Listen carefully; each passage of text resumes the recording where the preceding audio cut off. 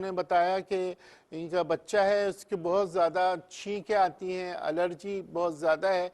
इसके लिए सबसे उम्दा चीज़ जो है वो ये है कि लहू का सपिस्ता जो है उसका इस्तेमाल किया जाए और इसी तरीके से शरबत सदर, ये बड़ी उम्दा चीज़ है। इसमें अगर शरबत सदर के साथ शरबत इजाज़ का भी इस्तेमाल किया जाए, लहू का सपिस्ता का इस्तेमाल किया जाए मुसलसल 3 से 4 हफ्ते तक, और इसके बाद बनफ्शा ले लें, गुले बनफ्शा और बर्ग बनफ्शा दोनों जो है आप मंगवा लें बाज़ार से 100-100 ग्राम, और तकरीबन 5-5 ग्राम यानी कि थोड़ा-थोड़ा सा लेके इस गिलास पानी में इन दोनों को बनफ्शा का जोशंदा पिलाइए। ये बेहतरीन जो है वो जोशंदा है और ये काफ़ी बेहतरी लाता है। इसका इस्तेमाल कीजिए। आजकल बेर आ गए हैं, क्योंकि उन्नाप छोटा बेर होता है और वो सूखा हुआ होता है, लेकिन बेर का मौसम जब आ जाए तो बेर को खाने से भी एलर्जी और दूसरे मामलात जो हैं खांसी नज़ले के वो बेहतर होते हैं।